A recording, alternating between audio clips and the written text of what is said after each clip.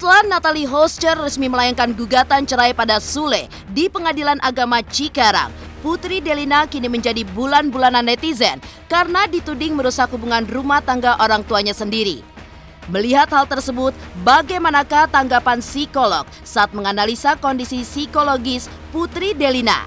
Serta seperti apakah solusi psikologis yang baik untuk penyelesaian masalah yang berkutat antara Sule, Natalie, dan Putri Delina? Setelah resmi menggugat cerai Sule, kini Natalie tampak lebih ceria karena mendapat dukungan dari banyak netizen.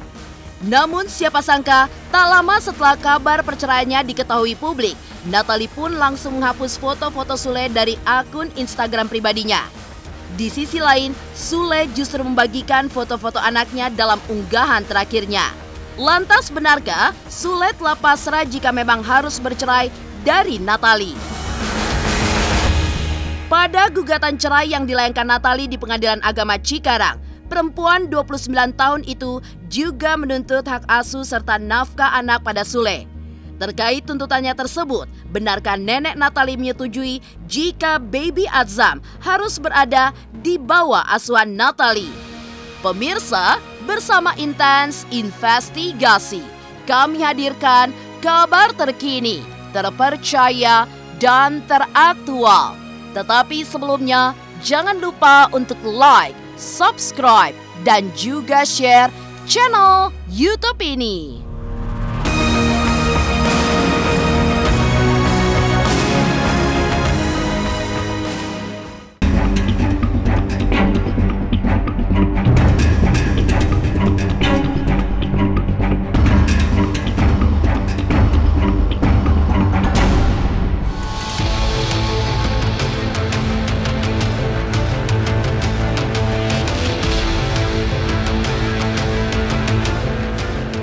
Konflik antara Putri Delina dan ibu sambungnya Natalie Holscher ternyata berbuntut panjang. Bagaimana tidak, percikan konflik tersebut membawa Natalie pada keputusan untuk menggugat cerai Sule. Tak pelak, saat gugatan cerai Natalie diketahui publik, Putri Delina pun langsung banjir hujatan. Hujatan netizen ini dimulai dari unggahan terakhir Putri Delina yang mengisyaratkan kebahagiaan. Bahkan saat Putri Delina mengunggah konten YouTube pun, netizen juga beramai-ramai melontarkan sindiran pedasnya pada Putri Delina yang dituding telah memporak-porandakan hubungan rumah tangga orang tuanya. Lantas seperti apakah psikolog memandang kondisi Putri saat ini? Kalau kita melihat dari perspektif individual ya, hal ini memang sesuatu yang kompleks yang hanya dipahami oleh yang bersangkutan. Sejauh mana pemaknaan yang bersangkutan tentang hubungannya dengan ibu sambung, kualitas komunikasinya, kenyamanan pribadinya, kita nggak bisa judgement ya apa yang membuat dia seperti itu. Namun kalau kita bisa menelusuri bagaimana peristiwa-peristiwa hidup yang dialami, pengalaman hidup dengan ibu kandungnya kan harmonis, penuh cinta gitu. Dan dengan umur yang tidak terlalu panjang. Jadi belum usia dewasa sekali dia sudah ditinggal oleh ibunya. Jadi bisa dibayangkan bahwa sosok ibu kandung ini jadi role model sepertinya untuk Putri. Tidak ada yang salah dengan harapan ini, karena begitulah setiap orang pasti harus memiliki harapan. Namun ketika menghadapi sebuah kenyataan yang bisa jadi berbeda atau berseberangan jauh dengan apa yang pernah dialami, nah di sini tingkat kematangannya yang dituntut. Kalau memang figur ideal ini tetap dia pegang, ya tidak ada masalah gitu. Karena itu pilihan setiap orang. Namun ketika yang bersangkutan merasa sulit nanti beradaptasi dengan kenyataan, nah ini kan jadi masalah baru buat dirinya. Mungkin buat orang lain bisa tidak peduli gitu, tapi buat dirinya ini akan terus jadi beban. dia akan mengalami kecemasan, gimana ya nanti ke depan, gimana ya saya harus berhadapan, bertingkah laku, beradaptasi dengan ibu sambung dan sebagainya. Atau dia mengalami tekanan secara emosional, bahkan tekanan sosial. Kenapa? Netizen banyak ngomongin, netizen banyak memberikan komentar terkait apa yang dia sampaikan, yang orang lain tidak paham sebenarnya apa yang terjadi. Jadi kalau buat saya penting sekali yang bersangkutan memiliki sebuah sikap legowo dan kematangan.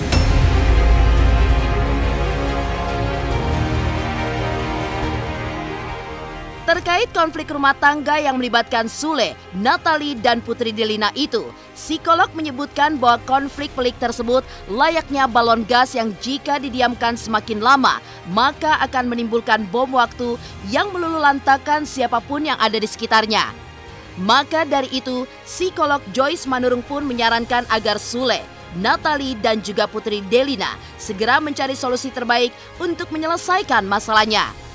Sule pun diharapkan bisa menjadi sosok ayah dan suami yang berperan sebagai mediator serta jembatan antara Putri Delina dan Natalie untuk menyelesaikan konfliknya.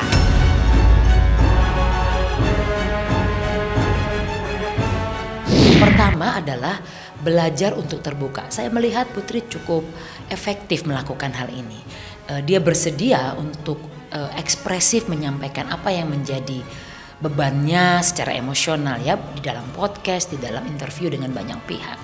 Namun demikian, alangkah baiknya jika ia bersedia membangun komunikasi terbuka dengan orang tuanya, terutama dengan ayahnya pada saat ini. Mungkin tidak enak, tidak nyaman karena ini bisa saja memunculkan konflik. Tapi konflik itu dibutuhkan dalam sebuah lingkungan keluarga atau organisasi. Kenapa? Dari konflik akan muncul pencerahan, kesadaran, dan tindakan baru untuk menyelesaikan persoalan.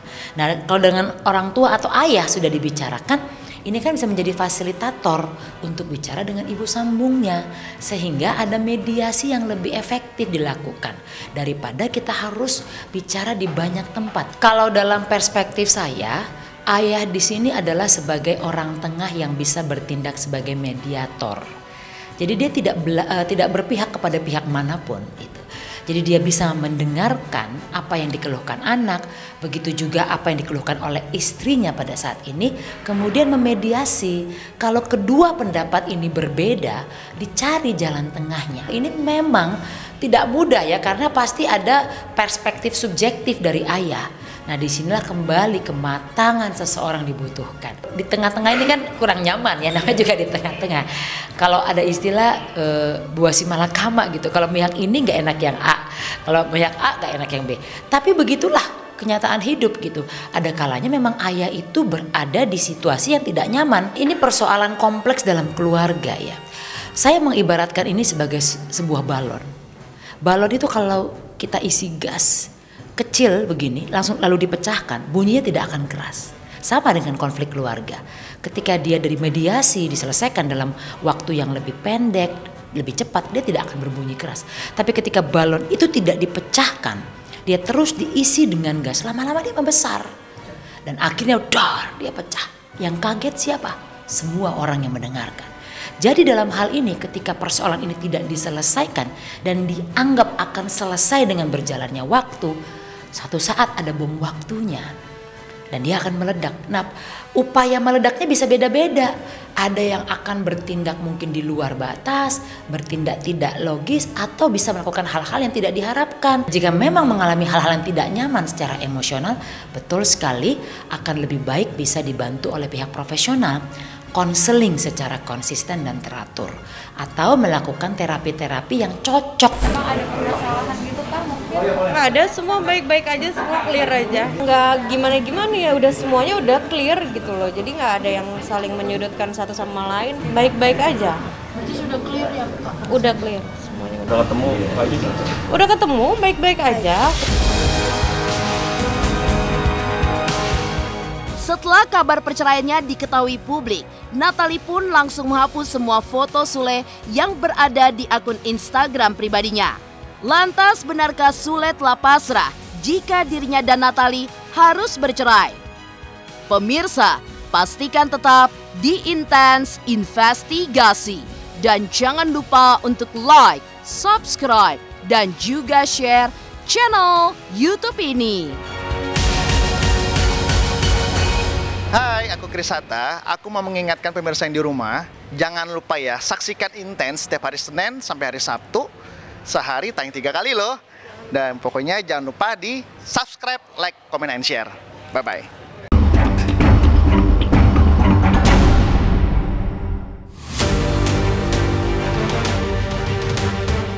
Setelah resmi mendaftarkan gugatan cerainya pada 3 Juli 2022 lalu, kini Natalie justru tampak lebih ceria karena banyak netizen yang memberikan dukungan dan suntikan semangat pada perempuan 29 tahun itu. Namun siapa sangka, segera setelah kabar perceraiannya diketahui publik, Natalie pun langsung menghapus semua foto Sule yang ada di laman Instagram pribadinya. Tak hanya itu, Natalie pun mengempaskan nama Sutisna dari bio Instagramnya. Lantas benarkah tak ada secerca harapan pun untuk keduanya bisa rujuk kembali?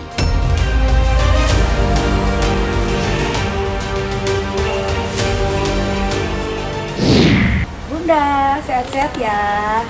Masya Allah, udah cantik, baik banget. Bunda, Nanti aku nyobain bahasa. siap. Memang betul, Pengadilan Agama Cikarang telah menerima perkara ekot ya. Dengan jenis perkara itu cerai gugat, di dalamnya kumulasi dengan hak asuh anak dan nafkah anak berdasarkan surat gugatan tertanggal 3 Juli 2022.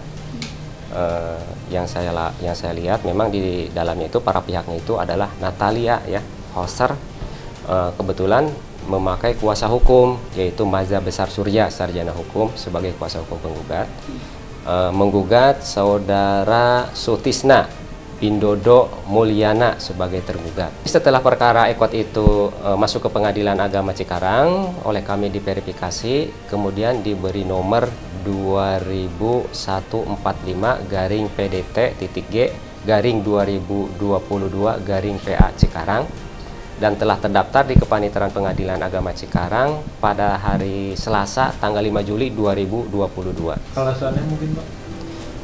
Kalau terkait alasannya itu bukan kewenangan kami Pak ya, itu kan karena terkait materi. Sidang pertamanya setelah ditunjuk majelis hakim oleh Ketua Pengadilan Agama Cikarang, kemudian majelis hakim menentukan hari dan tanggal sidangnya yaitu pada hari Rabu tanggal 20 Juli 2022 jam 9 waktu Indonesia Barat. Agendanya untuk memanggil kedua belah pihak dulu. Mediasi atau seperti apa? Nah, mediasi nanti kalau hadir dua-duanya dalam sidang, ya nanti akan diupayakan untuk mediasi oleh majelis hakim. Mediasi itu yang wajib 1 kali ya, tetapi nanti tergantung dari majelis hakim gitu, apakah perlu nanti ada mediasi ulangan atau tidak.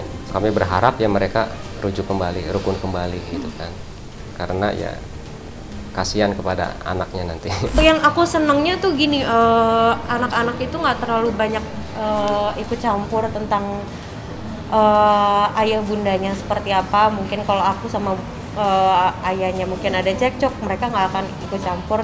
Yang penting mereka tuh semangatin dan tetap azamana.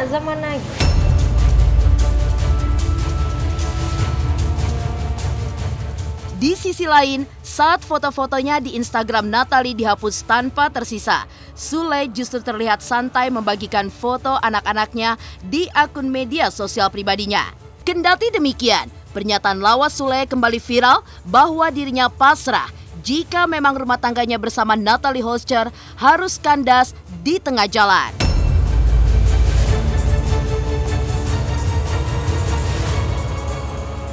Kalau sudah Tuhan mentakdirkan dengan karakter masing-masing seperti itu, kita harus berpisah, ya sudah, mau gimana lagi. Karena gue tidak mau terlalu dalam untuk memilih pasangan, karena pasangan kita itu bukan milik gue, tapi milik Allah.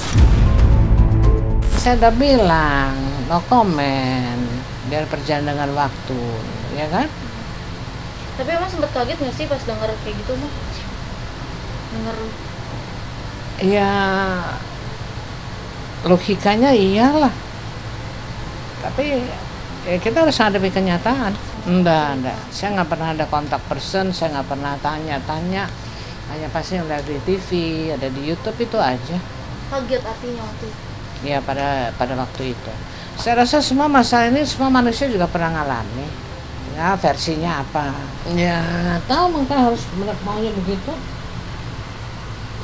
Tapi menyayangkan atau gimana sih Oma, maksudnya keluarga kalau bisa dilanjutin atau gimana kalau Oma sendiri gitu? Kalau keluarga sih no comment aja, gimana mereka aja lah, yang terbaik saja. Kita hanya mendengar dan mengikuti saja. Kalau saya lihat kayak ironis banget ya, tapi itu kenyataan hidup. Mau bilang apa kita sebagai manusia? Jangan. Tuhan bilang ya selesai. Nggak sulit kalau kita mau mencoba gitu. Jadi intinya ya tetap aja balik lagi ya. Aku masih mau mencoba, masih mau belajar lebih dalam lagi, mengenal satu sama lain karakternya. Karena kan nggak cuma satu anak, ini kan ada 4 anak gitu loh. Jadi aku harus, oh yang Iki kayak gini tipikalnya, oh Putri kayak gini, oh Rizwan kayak gini tipikalnya. Jadi aku masih belajar satu-satu tipikal anak-anak masing-masing.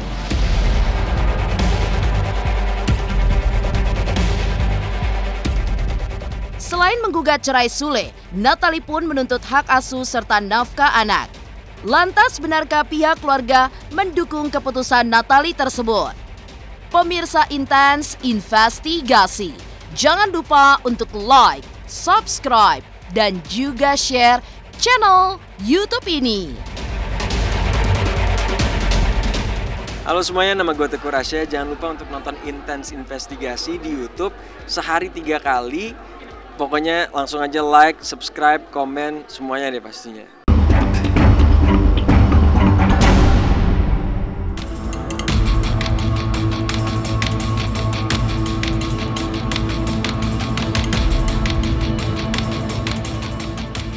Dalam gugatan cerai yang dilayangkan Natalie pada 3 Juli 2022 lalu di Pengadilan Agama Cikarang, ternyata mantan DJ itu tak hanya menginginkan perceraian dengan Sule, namun juga menuntut hak asuh hingga nafkah anaknya Baby Atzam yang kini masih berusia 6 bulan. Terkait keputusan Natalie untuk menuntut hak asuh Baby Atzam tersebut, sang nenek pun mendukung penuh. Bukan tanpa alasan, nenek Natalie mengungkapkan bahwa Baby Atzam seharusnya tetap di bawah asuhan Natalie karena masih bergantung dengan ASI dan kasih sayang seorang ibu untuk perkembangannya kelak. Natalie ini ingin menggugat bahwa anaknya itu supaya ikut kepada ibunya, dan terkait nafkahnya nanti diminta berapa di dalam gugatan supaya diberikan oleh suaminya gitu. Wajar lah, anak itu kan masih jauh di bawah umur, dia masih menyusui loh. Itu memang harus sama ibunya ya? Lah iya logikanya. Dan karena tadi itu nggak bisa jauh? Nggak bisa. Kalau yang saya tahu, anak di bawah umur nanti setelah dia 15 tahun ke atas baru bisa. Berarti Oma optimis kalau misalnya Natalie yang akan mendapat hak asuh aja? Ya jelas lah, di atas kertas ya itu. Itu yang saya bilang berkali-kali. Rencana Tuhan siapa yang bisa rubah? Enggak, di luar dugaan. Kenapa? Karena melihat Sule yang begitu baik atau? Iya. Apa Oma melihatnya harmonis kok tiba-tiba begini? Ya wajar lah, kalau itu kan normal saja. Kalau kita di luar dugaan nggak ngerti kok begini ya. Udahlah, biar saya no comment aja. Semua persoalan dia yang dihadapi ini saya no comment saja. Kita sebagai orang tua mendoakan saya yang terbaik.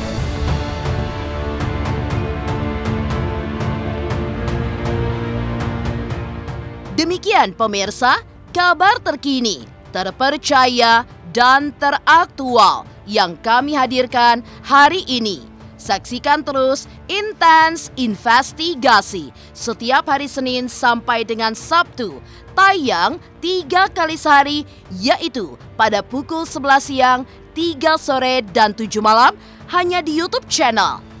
Dan pastikan jangan lupa untuk like, subscribe, share, dan juga komen channel Intens Investigasi.